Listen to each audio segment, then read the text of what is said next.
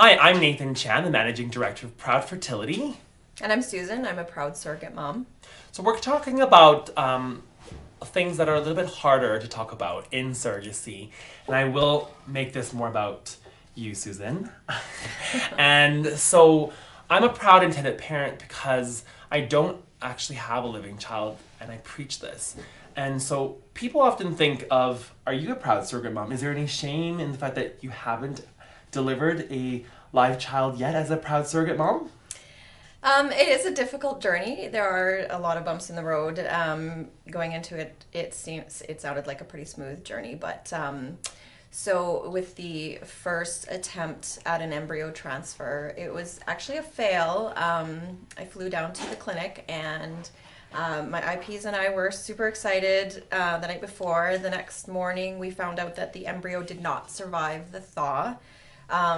So it was a huge letdown. So after waiting quite a few months to get there and then having a failure, it was quite hard. And then trying to decide whether or not to go back into the process was also difficult. So that element is key because I often preach about how you're a proud surrogate mom, even if you have had failed embryo transfers. That right there that you've had is that you've had the embryo even not thaw properly and not survive, and you ultimately didn't even have an embryo transfer. So to speak a little bit with relevance for myself, I've actually experienced that as an intended parent, not with Susan as my surrogate, but just for me, years ago, I had the same situation where the embryos also didn't survive, and it was ultimately devastating. And so for intended parents, some of them can just walk away and be like, okay, we're done now. But a surrogate on the other end, are you happy at that point, obviously, or? No, I mean, it's a pretty tremendous letdown. You go through a lot to prepare your body for Exactly. the transfer.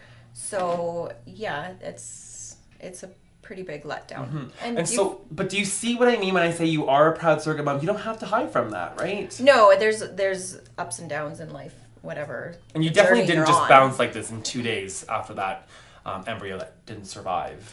No, there was a grieving period, obviously, and grieving for the parents as well, because you're expecting to do something for them, and if it doesn't work out, it's a disappointment, and you feel like you've let them down, even though I was absolutely out of my control. So for your specific situation, Susan, I think you're an amazing surrogate mom where you actually can get that pride element because you are helping a couple in your situation have some kind of a closure or maybe end a part of a chapter, which do you know if your intended parents are moving on to become parents again through another means or? No, they've decided to stop trying just because they had tried so many times. So I think that they had already grieved previously with past failures, and they had just come to terms that it was time to stop.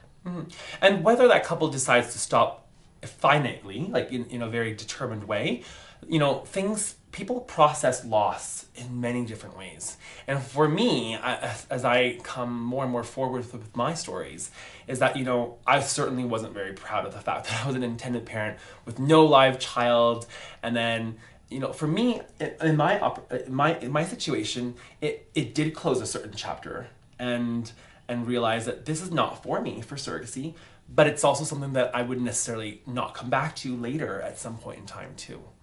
So Susan, can you tell me a little bit about how, after you have this grieving period, are you still continuing on to be a surrogate mom for, say, someone else?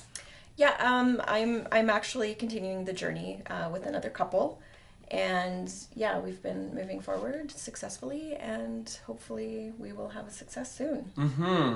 And so whether or not that may be a success or not, which we are definitely praying for, I'm trying to make sure that this video can reach viewers who may have been in the same situation as you or myself with, say, embryo transfers that have failed, or what else, embryos not surviving, and then a surrogate or someone is, working that point. Like, you are a proud intended parent and a proud surrogate mom, no matter what you have done. Do you agree with that? Absolutely. Yeah, it's a lot of work, and it's not an easy journey, but no matter what point you get to, you can definitely be proud of what you've done. Thank you so much for sharing your story, Susan.